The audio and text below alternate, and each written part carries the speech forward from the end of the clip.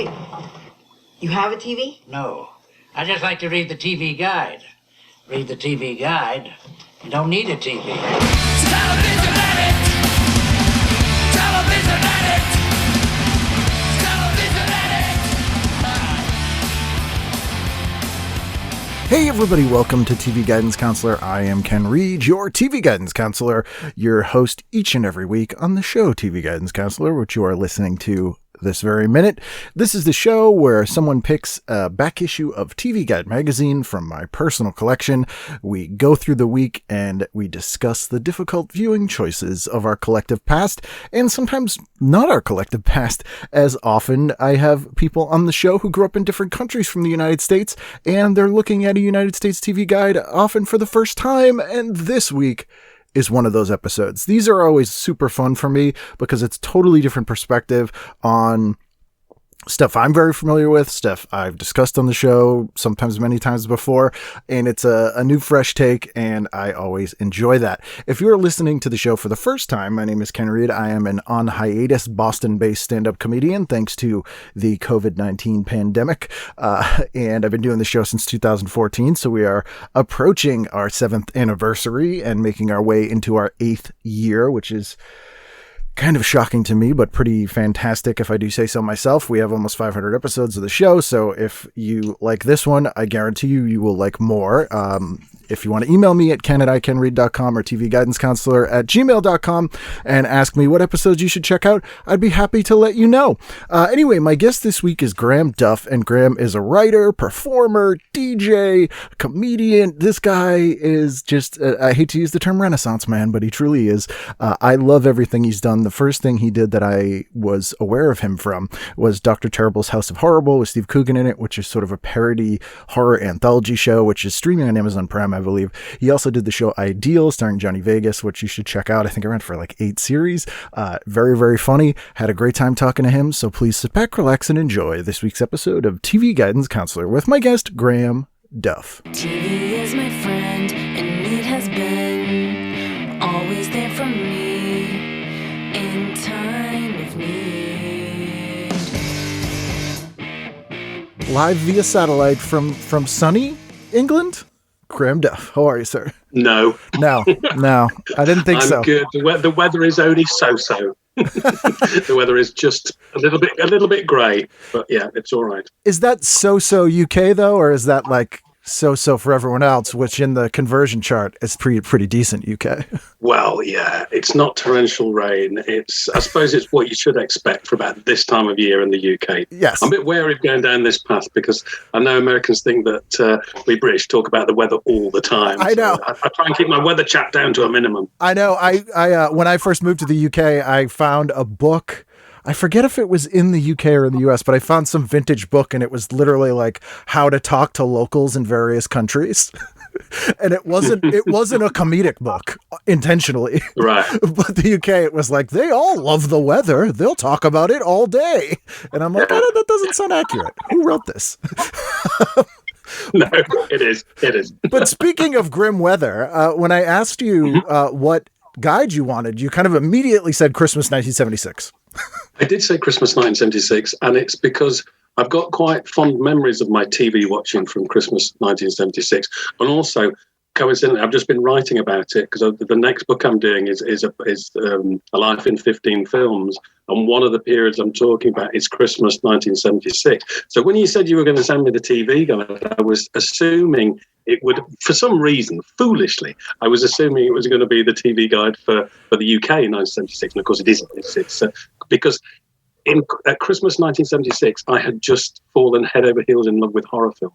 So that was my really big thing. And of course, Christmas in the UK, they always put on lots of horror films and lots of ghost stories and things. So I was in heaven that Christmas. So I remember watching Frankenstein, A True Story, the film that was spread over 2 nights. Tales from the Crypt was on, which is the first time I've seen that. Blood from the Mummy's Tomb. And one of every Christmas they used to have these ghost stories for Christmas on in the UK based on M.R. James short stories, or this particular year there was The Signalman, which was adapted for Charles Dickens short story, which I remember watching that at the beginning and thinking, oh, it's all right. It doesn't really seem like a horror film. And then at the end, just being absolutely, genuinely chilled. And that was the first time I understood what people meant when they said they were chilled by things. So I've got really fond memories of Christmas 1976 in terms of my TV viewing. I don't think I did much apart from watch the TV in 1976. Yeah, I mean, you're home from school generally, so it's, on a little vacation. So it is a great time to sort of binge watch TV as a kid. And it's funny because I always tell people that the UK didn't really have Halloween. It's a relatively newish thing. Yeah, and so true. Christmas is the time, to your point, when all the horror movies are on, because it's a ghost story time, and it is not here at all. It's part of the British tradition, and I don't know if it is. You're absolutely spot on. Halloween has become a big thing in the UK within the last decade. And when I was at school, the prime age for Halloween, there wasn't anything. You couldn't go and buy costumes in the shops or anything like that. And we never had pumpkins, So it was just, it was a very different thing. And it's become a big industry these days. And what used to be the thing was bonfire nights. November the 5th would be the big celebration. And bonfire nights got smaller and smaller because there's more and more health and safety measures and so on. So bonfire night isn't such a big thing now, but Halloween is still on the ascendant. Massive. Yeah. Well, you got to keep those Celts in their place. You don't want them to have their own holiday. They'll get two wicker men on everybody, and then it's a problem. But yeah, you're one of the people who I think, as a huge horror fan myself, and also someone who does comedy, as you do as well, who gets that intersection so well in they're two sides of the same coin, and that I always say they're the same setup with a different punchline. Yes, it's true, isn't it? I mean, they are so close in so many ways. And I can't remember what book it was in there, but I remember reading once somebody talking about The Evil Dead, and they said, what did they do on the second film when they got the big budget? They made it into a comedy. And it is, I think, it's just one step away the whole time. It's interesting, isn't it, how in the sort of late 90s, early 90s, horror became really self-aware, and you got things like Scream and things like that, where they're sort of talking about how people in horror films would behave. And it's that real sort of knowingness that you get in horror. And you also get that in comedy as well, because it's all powered by nerds, isn't it? Yes, it is. They should just have little stickers on the box that say powered by nerds. But I mean, even stuff like when you did Doug Terrible's House of Horrible, which is incredibly influenced, it sounds like, by this 1976 specifically sort of year and that era of movie. Yes. Especially the portmanteau, Tales from the Crypt and that sort of stuff, which technically is a Christmas movie, I guess. You have an All Through the House in that one. But there's some genuinely scary stuff in that comedy series. Like, even though in the first, with the one with the lift where the people have no face, like, that's scary. Yeah. Weirdly, like, it's interesting now because I meet people now who saw it when they were kids and are now sort of in their 20s or whatever. And people, it's really lovely. It's such a lovely thing when people say to me, "Oh, I saw that thing. I'll never forget that. That really, I couldn't sleep. I was scarred by that," because I had that with so many, seminal things for me. So, but yeah, I've always had that thing. That because there's sort of horror in quite a lot of things I do, I suppose, like Ideal and the H.G. Wells thing, and there's comedy as well. But I never want that sort of. Some comedy programs have this thing where they want people to laugh at the effects, or that they're doing it in a ropey way or whatever. And I've always thought I'd rather get under the skin of it. It's just me. No, it builds and it releases the tension, and I think that makes it both things stronger. And when I always say that comedy is the one genre that when it fails, it doesn't become anything else. Bad horror can be funny. Bad drama can be funny. Yeah. But comedy, if it's bad, it's just bad.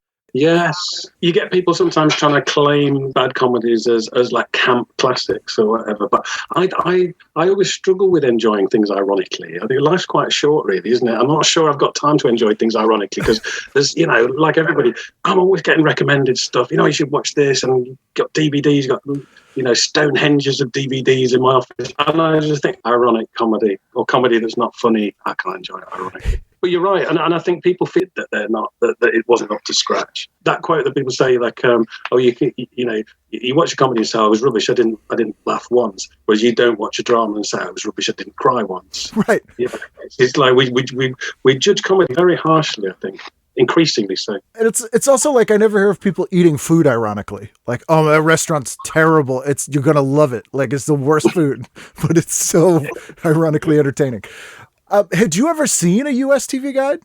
Before the one you sent me, I don't think I had. No. I mean, it's a really different way of looking at a TV guide to somebody from my generation from the UK, because the way it's broken down is like in the UK, because you break it down to channel, whereas in the Americas you break it down to time, don't you? And it's a really odd way of getting your head around it. I've struggled. I got to admit. It's overwhelming. I mean, there's so much more in here.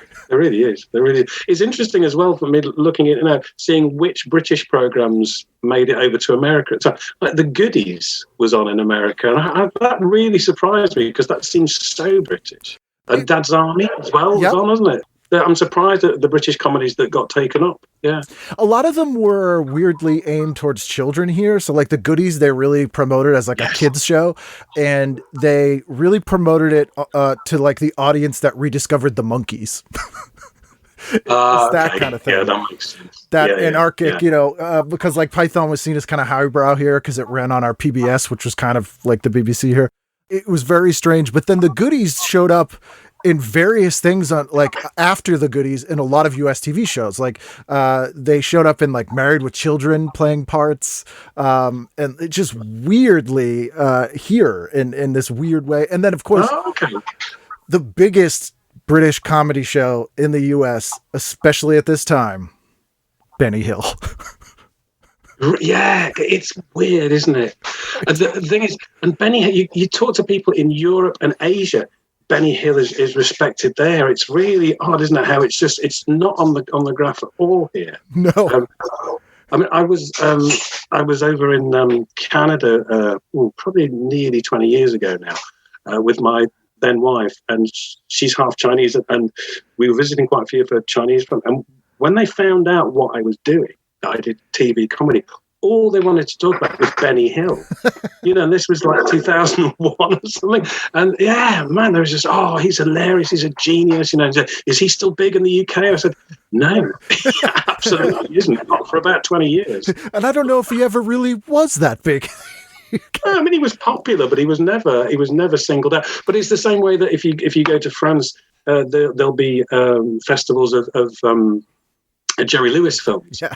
And he's treated in the way that we treat Woody Allen in the UK, isn't he? It's interesting, and but Jerry Lewis isn't seen here as being this sort of.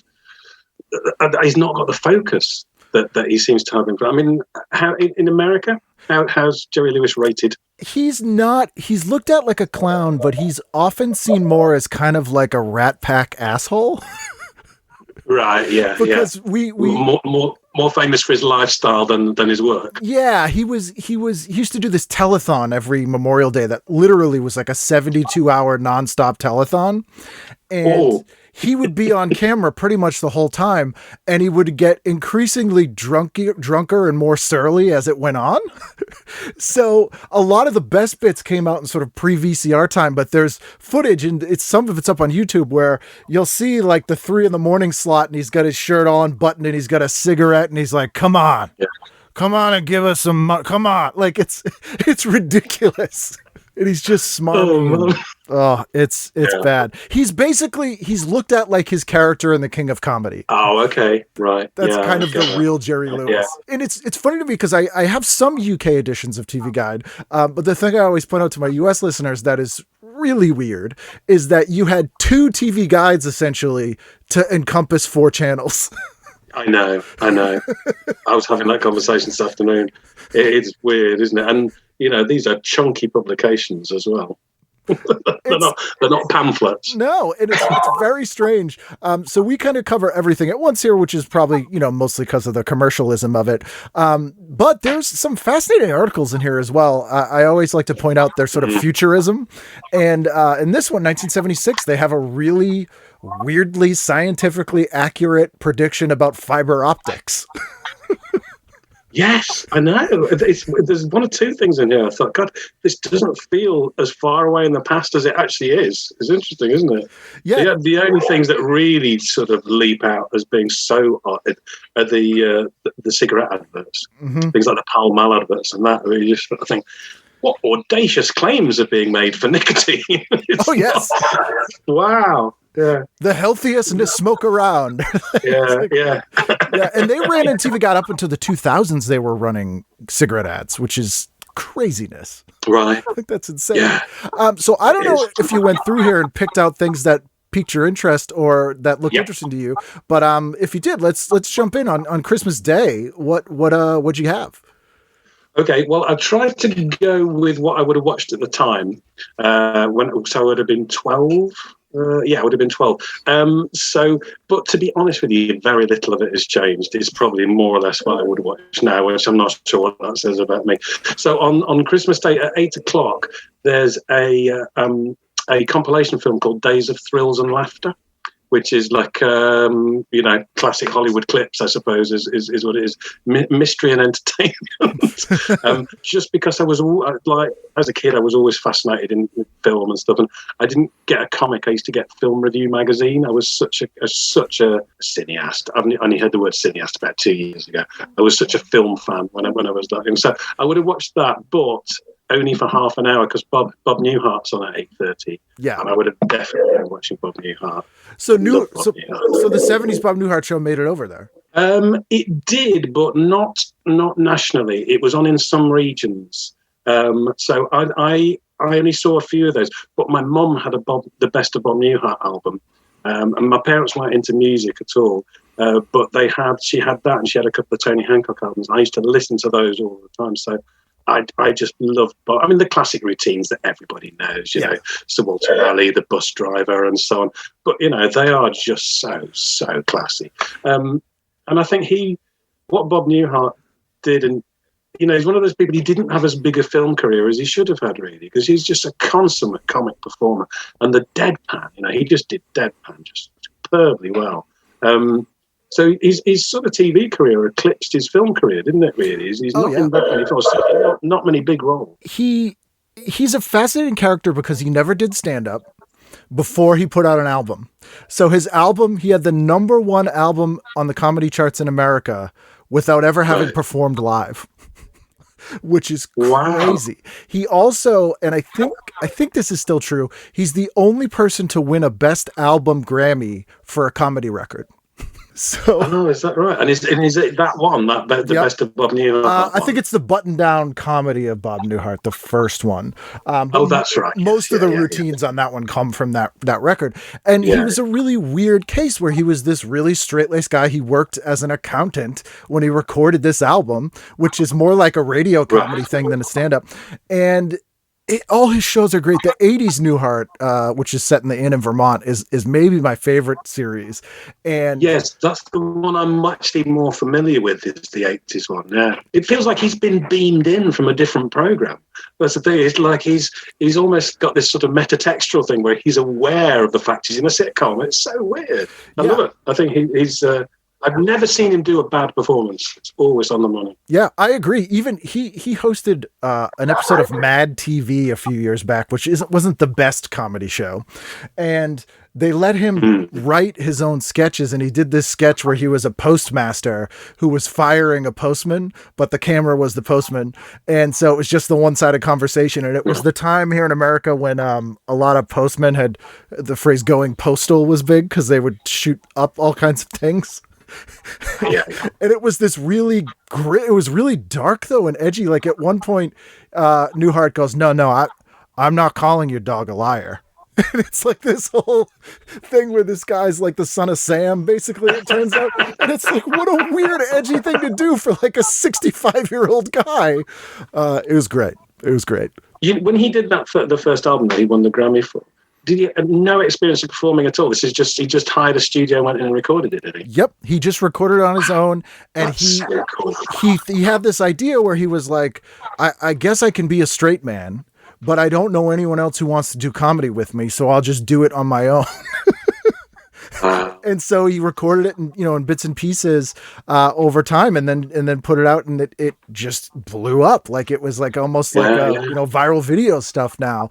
And it was weird too, because then he would get like guest hosting gigs on like the Tonight Show and stuff like that, which he's not that kind of performer. No, he's not one to whip up the audience, is he? Yeah, and he's not like a song and dance man. He's not like a Jerry Lewis was at that time. Yeah, I love Bob Newhart, and everything he does is hilarious. And the 80s Show is kind of my perfect go-to sitcom. It's just perfect. And actually this may sound crazy, but in my eyes, not too dissimilar to Ideal, in that you have sort of a relatively straight-laced character that just crazy people constantly interact with. Yes, true. Yeah. It's weird, isn't it, that in certain sitcoms, the person who's pole position, in real life, they wouldn't be pole position, would they? But somehow, in the logic of sitcoms, that's how it works. Yeah, we just take it. So at 9 o'clock, I would probably be watching Starsky and Hutch, although I probably wouldn't bother now, but at the time I would have done. But it's funny because, I would have watched that every week in the same way. There's a number of other programs I would have watched every week, like Doctor Who and so on. But I couldn't recall a single episode from it. Whereas other programs, there's something slightly bubblegummy about Starsky and Hutch. And I noticed this is a Christmas-themed episode about kids. Yes. So it's bound to be really schmaltzy as well. And even when I was a kid, I used to hate Christmas-themed episodes. I just thought, it's not the real deal. I wanted the real deal. So I think this would probably one of my least favorite Starsky and Hutch episodes, probably. It's a show that I've revisited, and it's actually genuinely very funny at times. Is it? I probably missed a lot of the comedy. Intentionally funny? Intentionally funny. Yes, not ironic. Like, it's intentionally funny in the kind of way that it's a cop show, but there's no stakes. And the two of them have very good comedic chemistry, and it's a lot of like, can you believe this? Like, it's just kind of, and weirdly, and you'll appreciate this, there are 2 horror episodes, one of which features John Saxon as a vampire. Oh, wow. No, I don't believe it. Are they from late on? They're probably not series 1, are they? They're like series 2 or 3, and Saxon is an actual vampire. Like, it's not like he's a vampire killer. It's like, no, he's a vampire. Oh, okay. Oh, I need to see that. Yeah, I need to see that. And then there's an amazing episode with Satanists. Oh, right. Okay. Full-on Satanists who are sacrificing and like have powers. And it's insane. Wow. God, it's not how I remember it at all. I'm writing this on my hand, by the way, yes. Ken. I just please do. Yes. Vampire. Okay. I'll send you, after we record, I'll send you the exact episode names and stuff if you want to look up, but you would particularly love them. No, that sounds good to me. So that's Christmas. Ended it up with Starsky and Hutch, although that episode does have a murder. Good. What'd you do on Sunday? Well, on Sunday, well, I would have probably, to be honest with you, I would have probably stayed up late because I would have, at 10 o'clock, I would have watched Jack Lemmon, Bell Book and Candle, because I love that film. I love that So Sunday, I would watch McLeod, I reckon, at 8 o'clock. I think they were all out on over here. Can't remember what the overall arching title was, but one week it'd be McLeod, next week it'd be Macmillan and Wife, then there was Columbo, I think, was probably in that as well. So I'd watched that. I wasn't a huge fan, but crime was the nearest you were going to get to horror, so that would be my option. But at 9 o'clock I'd watch Diamonds Are Forever, and that would pretty much be the highlight of my day, without question. I was and remain a huge Bond fan, particularly of the Sean Connery ones. And Diamonds Are Forever isn't the best Sean Connery Bond film, but it's still Connery's Bond, and it's got some beautiful sequences in it, and it's a really lovely score. The score slight edges a little bit more towards the sort of cocktail music end of the spectrum than some of the other scores, but it's still got some great bits in it. And and also you get that Connery's quite self-aware in that as well, isn't he? That would keep me entertained. And then as soon as that was finished, I'd be drawing James Bond afterwards. What's your favorite Connery Bond movie? It's either Goldfinger or Thunderball. I get Goldfinger was the one that really blew me away when I was a kid, when I first sort of embarked on my Bond odyssey. And I think it is. I mean, when you watch Goldfinger, you're watching the the sort of birth of the modern blockbuster. Really, it was the most expensive film made at the time. It made its money back, I think, in 2 weeks, and it was just like, it was everywhere. The merchandising, and it was the perfect storm, I think, and that sort of set the standard, because the first 2 Bond films, you haven't really got all the things in place that are now in place, and a lot of that comes about in Goldfinger. So it's sort of minting what we understand as being the Bond. I mean, Bond's been through evolution since, but the classic Bond tropes are all there in Goldfinger, and it's just the cast, and again, the score on that is exquisite. But Thunderball, I think, has got. I think Thunderball's not as it's not as in your face, and I think that probably gives it some of its charm. There's a sort of languid quality to Thunderball, which I really like. It's partly down to there being lots of scenes underwater, and again, because of that, the score's got, and I think that is the best John Barry Bond score. But the score's got like vibraphone and flute and stuff, and it's get this slightly opiated quality, which is really nice. It's just the film itself slightly ruined by a lot of back projection during the climactic fight at the end. But those 2. What about you? What's your favourite? If I'm going Connery, I'd probably go Goldfinger as well. Just for pretty much all the same reasons that you said. You know, and you got Christopher Lee. I love Man with the Golden Gun. I mean, it's a different kind of film, isn't it? But it's a bit more bubblegummy, isn't it, by that stage? Oh, for sure. But yeah, I mean, just seeing the 2 of them shoot guns at each other when I was 12 was enough. You've seen, James Bond and Dracula in a fight. What more could you want? That's an actual movie I want to see now. Yeah. Somebody will be working on it. Yes. Will be working on it in some dark region of the internet. It's true. Although maybe more erotic than we'd like. Yeah. Yeah, and it's weird for a long time in here, like Christmas, the day after Christmas, which we don't have Boxing Day, but the equivalent, they would just show James Bond movies. That was like the thing. Like you'd all sit around and watch James Bond movies here. It was like that's what we put on. Now it's usually Star Wars. But it was the same thing. It was like, let's show a blockbuster that the whole family can enjoy. Yeah. And the thing is, I was such a big Bond fan when I was a kid, but I always felt slightly awkward watching it with my family because I was so aware of all the sort of sexualized elements. Yep. Which, and they probably felt my mum and dad probably felt just as awkward. Although my mum took me to see all the Bond films when I was between 9 and 12. I'd seen all the ones that were out, so. Which you can sit in the dark and blush, and I wouldn't notice. Yeah, you're not going to have to turn around and look at them and be like, uh-oh. Yeah, sorry. But you're, to your point, talking about the score of those movies, you're a huge music fan as well, and digital all that stuff. And as a fellow sort of, ex-punk rock kid and all that stuff, growing up, like TV was kind of the way that I got cool music, and like most people's first favorite song was a TV theme because you kind of knew you could hear it every week. And did you have one? Yeah, and also I was thinking about this earlier because one of my later choices for later in the week is Streets of San Francisco, which I remember being sort of into it being on, but I'd often drift away, and I realised after a while what I was looking forward to was hearing the theme music, and this is true of a number of those sort of spy or detective things from the 70s and 80s. The music really outstrips the plots. The music has all the tension and glamour and menace and excitement, and the programmes are actually a bit pedestrian when it comes down to it. Yeah. So yeah, I mean, I loved all the Doctor Who, obviously.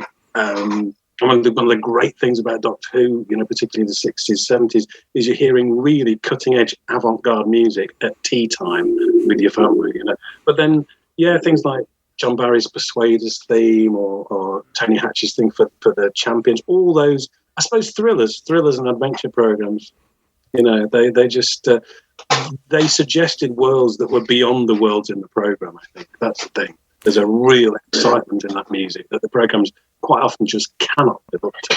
Yeah, and it's because music is the most abstract of the arts, and music allows your imagination to fill in so much and extrapolate so much, far more than any other form, really. So that's probably where the disappointment comes from. It was the glittering treasures in my head.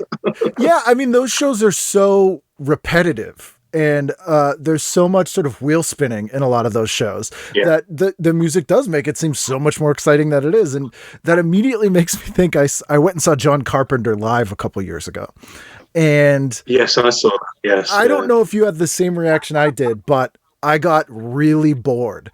And it was because it just made me want to watch the films. And it wasn't like he was talking about, like he would literally light a cigarette and be like, Halloween. And then, but it's incredibly repetitive because the movie does all the excitement part, not the music. It's the exact opposite. Yeah, it's interesting because when I saw it, I saw it in Manchester and did it in this huge warehouse space, and they showed clips from the film. Was that the same when you saw it? And it felt a bit of a tease actually at points. You're thinking, I could do to watch a little bit more of that. And also, I think unfortunately what it did as well is it sort of revealed the fact that he deploys the same sort of tricks and the same dynamics again and again and again, and it does work. There's no question about it. And film, when he was playing. Played a couple of pieces from The Fog, I think, and I just thought, God, I'd completely forgotten about that film and completely sort of dismissed it from my mind. And listening to the music, I thought, I don't know if I need to see the film again, but I need the soundtrack album, which I then bought. I was slightly disappointed with some of his banter. Like you say, it veered between being sort of like, here's another one. And at one point, he was doing some big thing about, I write horror films. I make horror films. Horror films will last forever. This is largely an audience of people in their 40s and 50s. It's not like you're trying to get a bunch of Boy Scouts sort of G'd up. It was an interesting night out, but it wasn't entirely satisfying, was it? That? Yeah, I said the same thing. I was like, I'm glad I saw it. I wouldn't go see it again. And weirdly, like when he played, I think it's the Thing theme, which Ennio Morricone wrote, but he played it. Yeah. I was like, oh, this is what the variation should be. Like, yeah. It's interesting because most artists, musical or any other discipline, you end up returning to the same colours on the palette again and again, and that's fine, and that's how people define their territory. But Carpenter is working with only a few primary colours there, isn't he? Really, and like I say, track for track, song for song, absolutely great. But a whole evening of it, you did sort of think, you've not got a huge amount in the armoury. Right. But bless him, how old is he and he's still doing it? Yeah, he's in his mid to late 70s, I think. And then in contrast, I saw Goblin, which you would think would be the same thing, and then it was like the most brutal, devastating rock concert I've seen. Oh, really? Oh, wow. It was the loudest, like just huge sounding, and it was these old Italian guys in shell suits in their 70s. Yeah. It was hilarious. What sort of venue were they playing? What sort of gig was it? They played like a mid-size club venue here in Boston called the Sinclair. So it's probably like maybe 1,000 people, and it shook me. Like the bass was insane, and they were great. And it was same setup. Good. It's instrumental. They're showing clips behind them, but for some reason it worked a lot better. Wow. I suppose there's perhaps a little bit more room for expression because the Carpenter thing is a lot of keyboards and patches and stuff, isn't it? Yeah. No, it's funny. It wouldn't have occurred to me to go and see Goblin, but if you have they're still doing it. Yes, they are. And if you have the chance, okay, good. Duly noted. I'm going to write that on my hand as well. You're going to need two hands. So Monday night, what'd you do? So Monday night, I reckon I would have watched Rhoda. Because Rhoda was on here, and I remember thinking that was really funny. And after that, I'd watched Phyllis, and I was thinking about that. Mary Tyler Moore Show was also on here, and I was thinking how much more prevalent that was in the US. The idea of having comedy programs based around one strong female character, and then most of their friends would also be women as well. And you get like Phyllis, Cloris Leachman, Mary Tyler Moore, Rhoda. They're all like really big, strong characters. There's obviously a lot of Jewish comedians in there. But that's something that didn't happen over here. You didn't really have comedy programs based around like a single female performer, either narrative or sketch-wise, really. Certainly not in the 70s, unless I'm I'm completely forgetting it. No, I think when I had Joe Brand on, she was saying something similar, and the only woman she could think of was there was some stand-up woman who performed like the Northern Men's Club circuit sometimes with them. Right. I can't remember her name, but that was it. And she didn't have her own TV show. I mean, there was a woman called Victoria Wood who sort of in the mid-'80s became very popular, and she died, I think, last year, the year before, sadly. But and she was great, and again, music as well as narrative and stand-up and so on. But then that's 80, that's about 10 years after what we're talking about here. But it's something that hadn't occurred to me till I was looking through the film Godot. I was thinking that is much more progressive in terms of comedy in the US than in the UK, for sure. But it's not tokenistic. These are genuinely funny women. Like, Rhoda was a really funny program. And that's not something I've seen since, but I can remember being in fits with that. And Phyllis was on here a little bit, but that got repeated much later. I think that probably got repeated here early 80s. It didn't last. But Mary Tyler Moore I remember loving as well. Oh, Mary Tyler Moore is one of the great classic sitcoms, and all the people who wrote for that, who went on to do Newhart and to do Cheers and to do all these shows that were just groundbreaking, continue to be groundbreaking, makes sense. Phyllis was, I think, only one season, so that was probably why it didn't play as much. But for better or worse, one of the reasons that we had that here is because Mary Tyler Moore had her own production company. So MTM Productions made those shows, and like Lucille Ball had Desilu and made those shows, and Carol Burnett. And so the only way they were able to do it is they literally had to roll up their sleeves and like be their own producer. Yeah. But they did it, man. I mean, it's and those are, like I say, those are good shows. Mary Tyler Moore, that was primetime Saturday, a sort of a show here. I remember watching that with my parents. Sorry, I was just looking at what I've noted for later on in the evening. Nice. The two things I'm not sure if I would have watched or not. Is GE Theatre. I'm not sure what GE stands for. What's that stand for? General Electric. Oh, General Electric Theatre. Okay. The Secret Life of John Chapman, the story of a middle-aged dropout. Is that a TV movie you're familiar with? I was not until I read the listing. I've never seen it, but it sounds fantastic. It sounds interesting, doesn't it? Yes.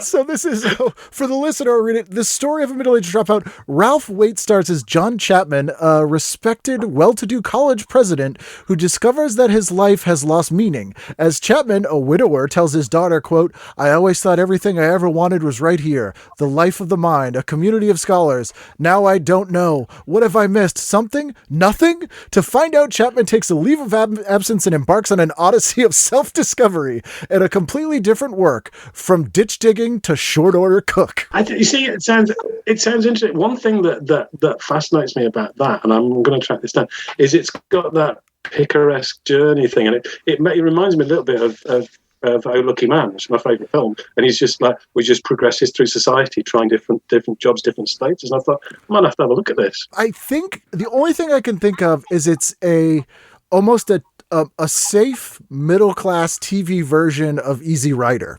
Like this was the sort of, it's about 7 years after Easy Rider. And that sort of, let's drop out and it's sort of almost a token, like paying homage to the sort of hippie movement, sort of like but it's clearly written by people who are older and had read like On the Road. So it's like kind of there, but having not seen it, and it does sound fascinating. I kind of want to hunt that down myself now.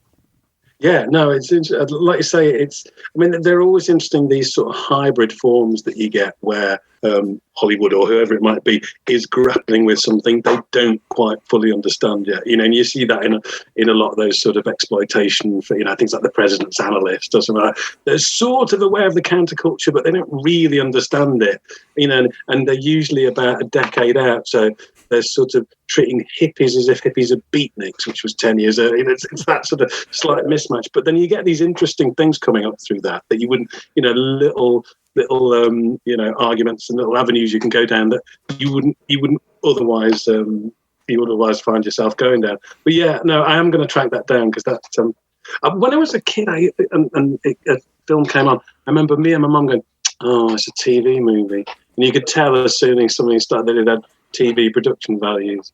But now, if I ever watch them, it's got something separate, hasn't it? It's that thing about, and you can tell with some of the writing, you've got writers who are thinking, not constrained by the format, and you can have different scenes that you wouldn't get in a Starsky and Hutch or whatever it might be, because you've got that space. So, yeah, it's they probably stand up better now than they did at the time, I would think, a lot of those films. Yeah, I mean, as a fan of exploitation movies, like, you know, and you have stuff like Kolchak the Night Stalker and the sort of classic Dan Curtis ones, but they would often pull from exploitation because they knew those directors could make a movie in 2 weeks. And that because they were constrained by sort of network standards and practices and couldn't really do like sex on TV, oftentimes they would go towards horror or things that are a little more lurid. So like Wes Craven made, I think, 5 made-for-TV movies right, that are just sort of lost, one of which involves Susan Lucci and Robert Urich, and there's a Hellfire Club type thing, but he actually has to don a fireproof suit that he invents and actually goes into hell itself. Oh, wow. Is it as good as that suggests, or is it a bit creepy? Yes. Okay. What's that one called? It's called Invitation to Hell. And watching it, you're like, I cannot believe what I'm seeing. Like it's almost like a Dallas episode that involves hell. Right. Right. Okay. But in the 70s, especially, you got these sort of really strange things that were not quite a theatrical movie and not quite a Starsky and Hutch. It was sort of this weird hybrid where they knew the structure was different. Like I think Tobe Hooper's Salem's Lot, which I think came out theatrically in the UK, that was made for TV. And yes, yeah. That's I'm not sure if that. I think that was on TV here. I'm not sure if that did come out theatrically. Maybe it came out theatrically later, but I remember seeing it on TV. Yeah. It's amazing. Yeah. That's one of my favorite horror movies, but that's kind of the exception, really. But yeah, I love that stuff. Yeah, no, you definitely get a feeling with some of them that it feels like there's a distinct lack of ambition and it's something made to fill a slot, and that's about it. You know, but the thing is that, you know, we forget that that's what a lot of television was then. You know, it's like, you know, television in the sort of 70s, 80s was being produced as in the way that you produce a magazine, and now they've been produced in the way that we produce novels, you know, because people know that people are going to go back and look at them and, you know, watch them in big chunks. And it's like, it really was, you know, if you look at something like Magnum PI, it's just like, it's literally just made to fill the time, isn't it? Has that changed the way that I mean, obviously the systems are different in that you kind of know you have a certain amount of episodes in a series in the UK, which we didn't have here, which in many ways we've adopted that. But has it changed the way you write things as that sort of become more the standard internationally? No, not really, because I think in a way that it's like all the rules are sort of in flux, really, I think, because now you're sort of less constrained than ever. You know, it's like if I say to a production, I want to do this thing, but all the episodes have got to be 12 minutes for whatever reason. You know, at one point people would have said, oh, forget that then, we can't do that, you know. But now somebody would go, oh, right, okay, well, fine, well, we'll do it online then, or whatever. You know, it's just like, because so much content isn't constrained by advertising anymore. So no, I think it's a really exciting time to be writing, because I think everything's sort of up for grabs. It doesn't make it any easier to get things made, but I think the choices that you've got are much broader than ever before. So yeah, I think for young writers, people who are just starting writing now, I think it's a really exciting time because of that lack of restrictions. You know. Yeah, there's more inroads in a lot of ways. I think there is, and you know, I think there's a real tendency for people to sort of be too nostalgic about television and sort of think, oh, you know, there was not just television, anything like music or whatever, you know, and think, oh, there was this golden age, you know. And for a lot of people, usually that golden age just coincidentally happens to coincide with the point when they were a bit younger and they had more time to absorb this stuff, you know. And people really conveniently forget that, you know, all the bands that they think are really cool and sum up an era, the charts were not full of those bands at the time. The charts were full of crap, like they always are most of the time. And there's a few gems, and each era has its few gems. And television's like that as well. You know, this idea that there was a golden age, I don't think that's none. If there is a golden age, it's probably now. Yeah. But Even so, it's not quite golden enough. So, No, yeah. It's funny when I see like period pieces when the people are way too bathed in nostalgia in that it's like, this is set in 1965 and you look and everything is just from 1965. Like brand new, all the song. I'm like, no, people people had old stuff in their house from before. Yeah. Like, that's not how that thing was. It's like, I know. Well, it's funny, isn't it? I mean, because obviously now, you can do great things in terms of evoking past eras, with CG and so on, and costume and makeup. And it is. It's really sumptuous. But in the end, sometimes I feel like these things are playing out not as evocations of the past, but as adverts for the past, commercials for the, like, this is what you could have won had you lived 30 years ago. And everybody's like, in the finest of fabrics, caught in shafts of sunlight, Sure. It's like, it wasn't like this, but we'll remember it that way. And was there was a second weird thing you said you had on Monday? Oh yeah, which was something. It's actually it's on a little bit later. Hang on. Oh yeah, it's on at 10 o'clock. It's this thing called. This would never get shown in the UK. It's called Musical Neighbours, and it's an evening of barbershop music. Yep. And primarily barbershop music to celebrate the centenary as well of the US. I thought, wow, yes. I'm not sure what the viewing figures would have been like for that. Bicentennial barbershop music at 10 o'clock on a Monday night. The whole family are at 4 part. Yeah, that astounded me as well. That is, I kind of want to go and look back at that, or just hear the story about the people who are on it. Like, this is our big break, guys. Yeah, I think what astounded me about it most of all was 10 o'clock. I just thought, 10 o'clock in the morning, maybe early afternoon, but 10 o'clock at night. I thought, that was so. Well, you get those young people partying, they want to cool down to some bicentennial barbershop quartets. Oh, perfect. So December 28th, 8 o'clock, 12 Angry Men would definitely be my choice then and now. I reckon that would. But it's slightly heavy going as a film. I think it's not a particularly easy watch. I think it's turgid would be too strong a word, but it's a bit lumpy as a film. But it's still a good film. Although I've not seen it for a good 20 years. But what got me really excited actually was 9 o'clock, Rich Man Poor Man.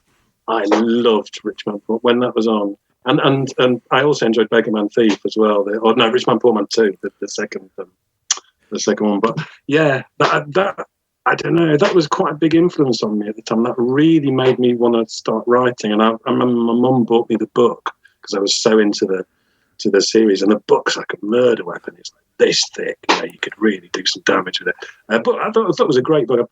I'm not sure what I think of it now. But and I thought Nick Nolte and Peter Strauss were both great in that. And also it's not soapy. A lot of those things feel soapy, whereas I think because the quality of the acting in there, and also I can't remember the name of the guy who did the score. It's very lush, romantic strings all the time, but it's still a good score.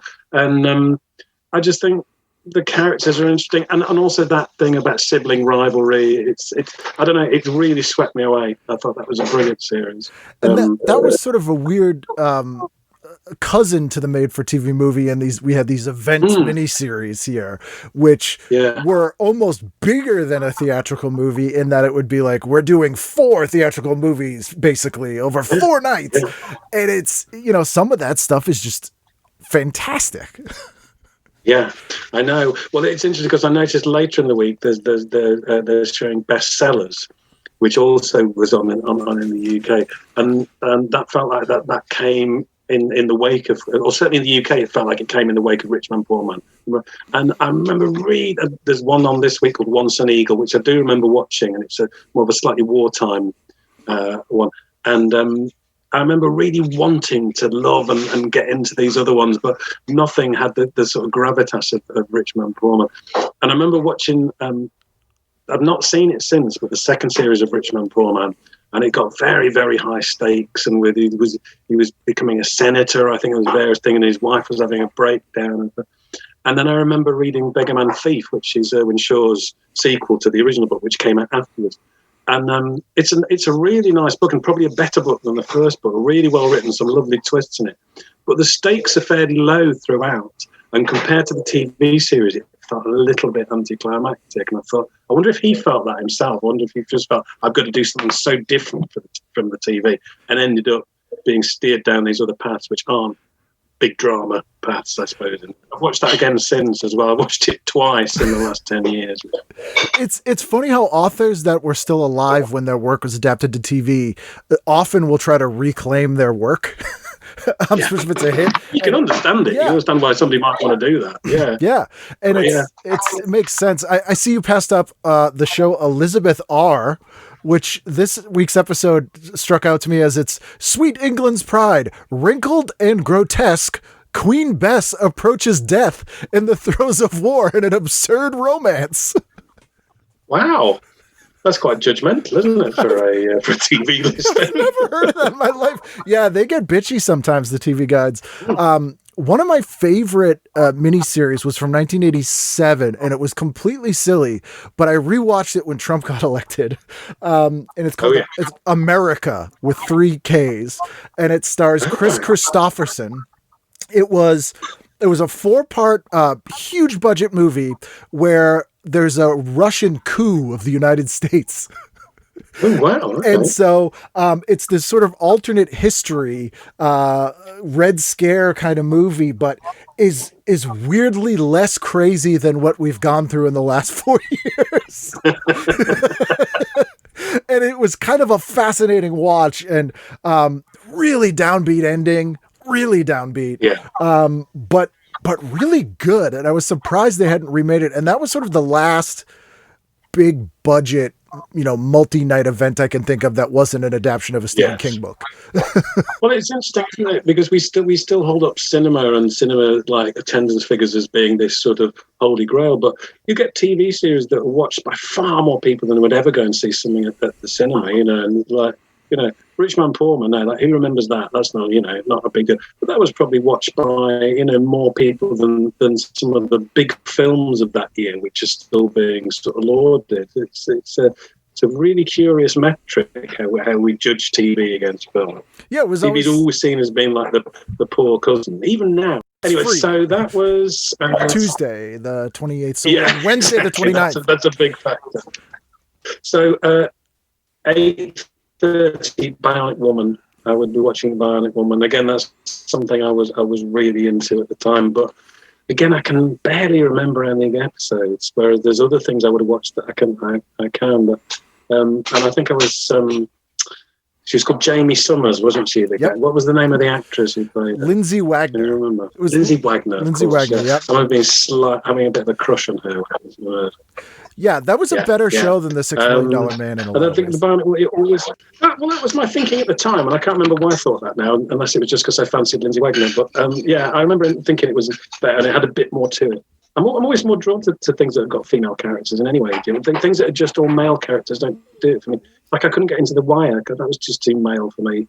And I like things that have got much more of a mix.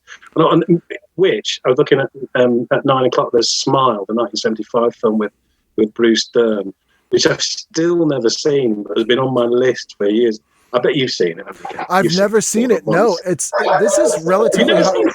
No, and I think this is hard to find. I don't know if this was released on video or, but the cast is amazing. Barbara Feldon, and then you've got Jeffrey Lewis, Juliette Lewis's dad, who's also in Salem's Lot. Colleen Camp, who is just criminally underrated. Annette O'Toole. Like, this sounds amazing.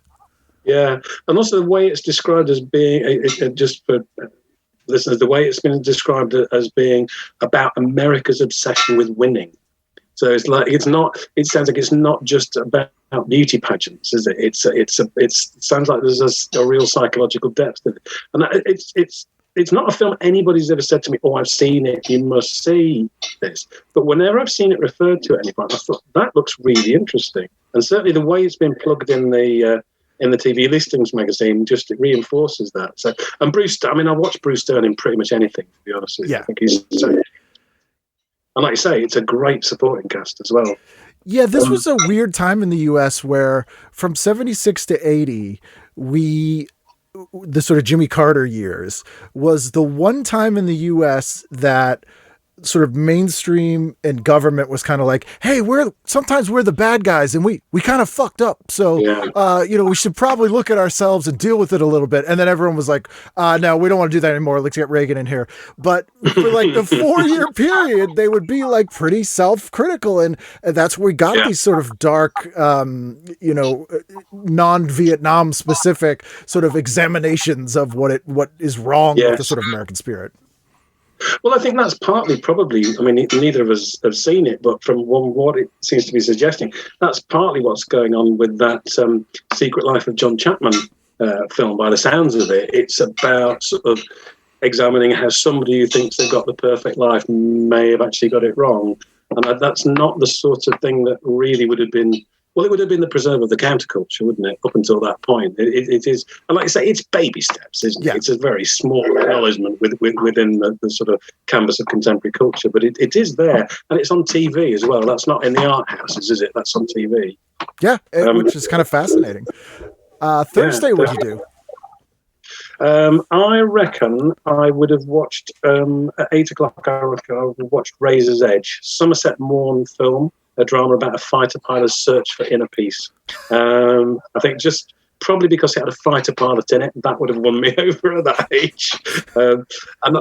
There's a great Somerset Maugham film called Flesh and Fantasy. I don't know if you've seen that. No. It's a portmanteau. It's a drama film, but it's a portmanteau film. It's excellent. I think it's 4 stories, and they're not horror. Although in one of them, this actress wears a mask throughout, which is like a mask of her own face. Flesh and Fantasy. I think you'd really, really like that. I think it's Somerset Maugham does this interesting thing where some of it feels like it's like just emotional dramas about people's loves and so on. And then suddenly you plummet down to another level of hell with it, and it becomes a more existential struggle with the forces of life. And I'm hoping that this Razor's Edge film will do that as well. Maybe it's in, is it 1937? It's an early 1946. 46. Yeah, I have to. So I would have watched that. Yeah, no, Flesh and Fantasy is definitely worth a look. Then at 9 o'clock, I would have probably given Bestsellers a go. Once an Eagle. Like I say, I remember watching it at the time and not being a good cast, but I remember it being a bit pat, really. But then 9:30, I would have watched Tony Randall without question. Another great comedy actor. Yeah, the Tony Randall show was pretty great. He also was in a show after this called Love, Sydney, which was the first U.S. show with a gay character. And it was, was Tony playing that? Yes. Was Tony Randall playing the gay character? Yes. And it was interesting because they did it as, I think the pilot was a 2-hour movie, which was odd because it was a comedy, but he was this sort of successful gay man who adopted these kids. And so that was the show. It was this sort of New York Upper West Side. But as the show went on, they kind of completely stopped him being gay. Like, they didn't make him not gay, but they were just like, we're not going to really mention that anymore. Yeah. But it was great. It was a really like lovely sort of like bittersweet but like very nice family sitcom. And I think in the late 70s, very few people could have pulled that off aside from Tony Randall. Yeah, no, I was not aware of that one at all. But, he's one of those actors, he only really ever had sort of supporting roles in feature films, like, Doris Day and Rock Hudson films. But whenever he comes on screen, he just elevates proceedings. There's a sort of gravity to him, and he's got that slightly world-weary face where you just think that man has lived a life. And I think whenever he comes on screen, he's one of those actors you think, this is going to get better now. Yeah. And the Randall show, I don't think was really shown over here. It might, but certainly not in the area I grew up in. Maybe in other regions it was, but I don't remember seeing that. But obviously I remember him from the old TV version of The Odd Couple and various other things.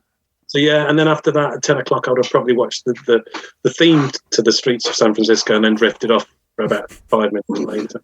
That's probably the best way to do it. Yeah, I don't think it's. I think now they'd probably seem even flimsier. Excuse me. So on the 31st, New at Year's 8 o'clock, Eve, I would have watched It's a Mad, Mad, Mad, Mad World. And like every time when I watched it, I would have been just slightly disappointed that it's not funnier than it is. It's all right. It's an amazing cast and got some great set pieces in it, it doesn't quite hang together, I don't think. Are you a fan? I love pieces of it, but I think the same thing in that, like, all the Phil Silver scenes are amazing, like so much better than everything else. And it suffers from the fact that the part that Sid Caesar plays was written for somebody else. It was supposed to be. Who was it written for? It was supposed to be Ernie Kovacs, which is why Ernie Kovacs' real life wife plays Sid Caesar's wife in it. And Kovacs had died in a car accident, but had owed a lot of gambling debts. So his wife was still in it, and Sid Caesar came in and did the part. But it's a lot of people also that are not quite past their prime, but this is probably 10 years after they would have been sort of more cutting edge, which I think it suffers from a bit. And it's, super long. Yeah. Yeah, I think that's probably true. One of my favorite stories I ever heard, and I love Phil Silvers, and he was a chronic gambler, and everybody hated Milton Berle. Everybody hates Milton Berle. He's like a notorious, just garbage person. And they weren't showing dailies on the set because it was super 70 millimeter. Like, it would have been way too expensive to show dailies. So they're in the makeup the trailer, and Phil Silvers and Milton Berle's late because he always is. Phil Silvers says, "Hey, I bet you $50 I can make Milton call his agent, and I won't say a word to him." And they're like, "Perfect, we'll take that bet." So Milton comes in and they're all getting made up, and Phil Silvers turns to the person next to him and he's like, "I think yesterday in the dailies," and starts talking about these dailies that don't exist. And he sees he sees Milton Berle run outside, get on the phone and be like, "How come everyone's seeing these fucking dailies except for me?" And he's like, "I'll take that $50. Which is such a Phil Silvers story. I love the thing about Phil Silvers is that, when he was a schemer, wasn't he? He really sort of, he was a real sharp, presumably in debt a lot of the time. Oh, yeah. Very sharp-witted.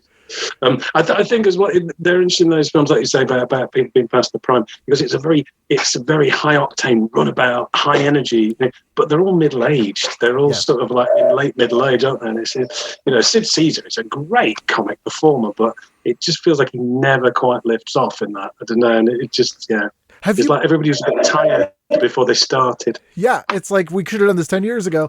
You've been to Los Angeles, I presume? No, I haven't. No. Oh man.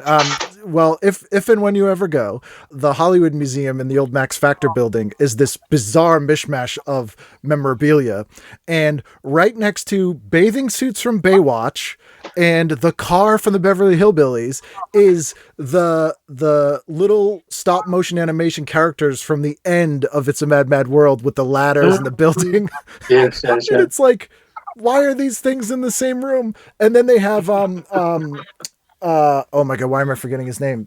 Planet of the Apes and Fright Night and Roddy McDowall. Roddy McDowall's entire bathroom. Because in his old house, the only place he had tributes to like his work was in his bathroom, and he had all these autographed pictures and pictures of him with all these celebrities. And when he died, they literally donated his entire bathroom, so like the toilet and everything is just recreated in this museum, and it's so bizarre. That is bizarre. Wow. And I wonder... the entire Lecter set from Sounds of the Lambs is in the basement of this building. The entire set. So you walk down and it's the whole walk past the cells and it's donated to them. It's the weirdest museum. Wow. Okay. Yeah. No, well, that's another thing to write on that. So you're watching Mad World the whole time? Well, I think at 9:00, because I would have probably, like I say, I think the first time I watched it, I drifted off. I think I would probably have flipped over at 9:00 to watch this film called One of My Wives is Missing, just because I want to know what's going on. I want to know what's going on there. Because do you want to read out the write-up? Because it doesn't give a huge amount away. No, it doesn't. It's One of My Wives is Missing, a 1976 TV movie about a small-time police inspector on a strange missing persons case. A vacationer reports his wife missing, and then, when the woman apparently turns up, claims she's an imposter. Portions filmed at Lake Arrowhead, California. And it stars Jack Klugman. That is a weird premise. And I wanted to ask, how common is that saying like portions of this filmed at Lake Arrowhead? Is that, that's something that's like slightly incidental to the plot. Would there be a lot of like Arrowhead fans who'd be going, "Oh wow, gotta watch this, gotta watch this"? No, that I assume that's just because they had so little confidence in that movie. They were like, people aren't going to watch this. Throw something in there, and like, well, there might be like Arrowhead fans. Jack Klugman could be good. I imagine he'll yell quite a bit. He is the inspector. Have you ever seen a movie from maybe the late 60s, and it stars Elliot Gould called What? Oh yeah, I love that film. Yeah, great. Like I know this movie isn't like that, but that's what I'm picturing. Oh, okay. Oh, I didn't think it would be as good as that. No. Yeah, no.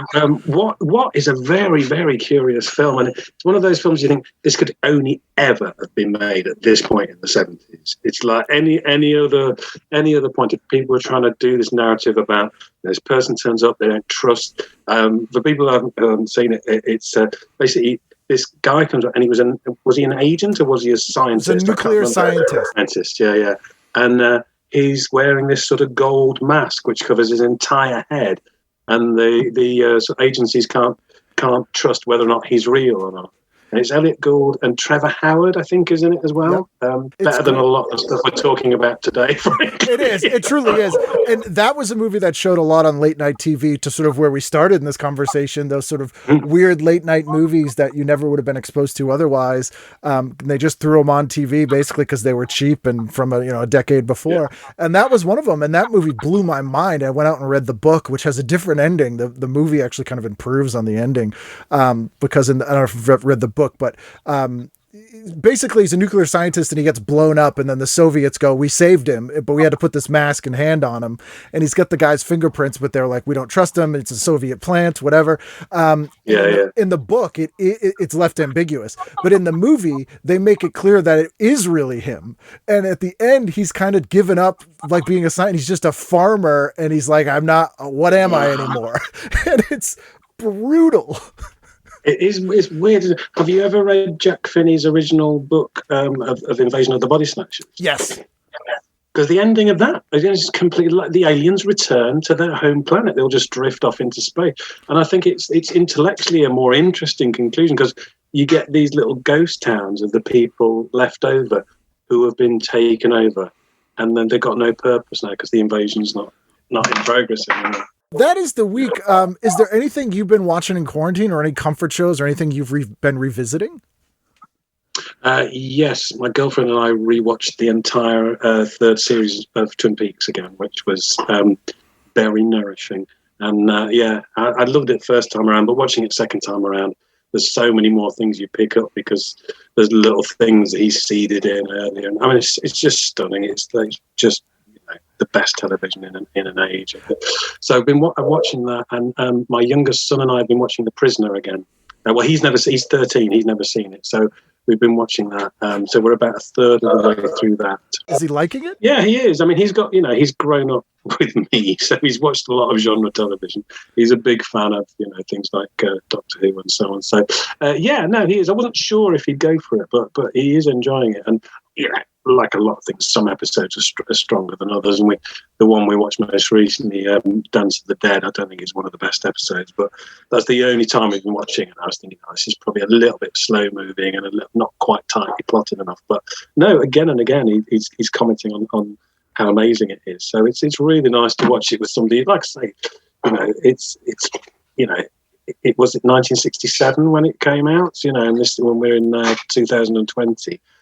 It's weathered remarkably well, and it's that thing as well. So it's one of those things that has been pastiched and referenced so much that, like, before we started watching it, I said to him, "There's lots of things in this that you will recognise because it's The Simpsons or whoever have done it." And sometimes I think that can overbalance things. But if you're watching something for the first, I remember when I first read the script to Waiting for Godot, I sort of thought, I've almost left this too late to read this because I've sort of understand so many of the references and so on from other things. But yeah, so that's what I've been revisiting. What new stuff have I watched? I'm not sure. Mrs. Amerika, started watching that, which I'm really enjoying. That's really good. Again, loads of female characters, so I find that more interesting. My mind always goes blank with this. It's like I listen to more new music than pretty much anybody I know. And people say, "What are you listening to at the moment?" And I go, the Beatles, maybe." Yeah. You go to the old standards, and it makes sense. I know I like that. But yeah, so but Twin Peaks is probably my greatest televisual pleasure of the pandemic age. Yeah. I loved that third series, and I had friends who were lifelong Twin Peaks fans. Actually, Janine Garofalo, who was you had on. Yes, I know Janine. Janine hated it so much. She was like, "I'm done with David Lynch. Forget it." Like, hated it. Oh, wow, okay. Like, I had a friend who was the biggest David Lynch fan I know. He canceled Showtime. He like unfollowed David Lynch on social media. He was like, "This is," and I'm like, "No, stick with it. It's great." Wow, I mean, I was saying to somebody the other day that it makes the original series, particularly the first series, just seem like a conventional soap opera now in comparison, because the third series is so abstracted, and also just the pacing. When you have the sequence like where the guy's just sweeping up in the bar, it's just like it's genuinely experimental television, and some of it is so ludicrous as well. I mean, some of it's so emotional, so violent, but there's points which are so ridiculous. It feels a privilege to watch. You think, well, nobody else is doing anything this far removed from the landscape of contemporary television, and yet seeming so cutting edge. It's and I'll let you go because I'm taking up your afternoon. But a friend of mine who's a Boston comic from here is in the new Twin Peaks. He plays the limo driver. And it's this guy Jay. Just total Boston townie guy, great guy, but no idea who David Lynch is. Just no clue. And so I talked to him about it because I'm a huge Lynch fan. And I'm like, "What was that like?" And he goes, "I don't know. The first day I showed up and they're like, 'Where's the director?' And they're like, 'Oh, he's meditating.' I'm like, 'Oh, who the fuck does this guy think he is?' And I'm like, 'It's David Lynch.' And then he goes, 'Yeah.' And then his director was weird. Like, there's one scene where he's like, 'You got to get out of the car and you're going to hear an owl. And I'm going to be the owl.' And I'm like, 'What?' I'm just like, this is fantastic. Have someone who has no clue who he is. About 3 months ago, I watched another. I have another son, got three, who's he's 19, and he'd never seen any David Lynch films. So we watched Wild at Heart, and we're about 10 minutes into it. He said, "This is like a strange dream, isn't it?" I thought, perfect. He's understood it. Yes, I've done a good job as a dad. Yeah, I think I can leave here with my head held high. Yeah. Well, cool. Thank you so much for doing this. It's been great talking to you. Oh, pleasure, Ken. Real pleasure. Thank you. It's great, and it was a real education to look at the American listings as well, and just because obviously everything's exploded now anyway in the way that we look at television, and listings magazines are virtually irrelevant now in a lot of ways. They feel like a relic from another age, but it was really fascinating to see TV dissected in a different way, discussed in a different way, and arranged in a different way. Yeah.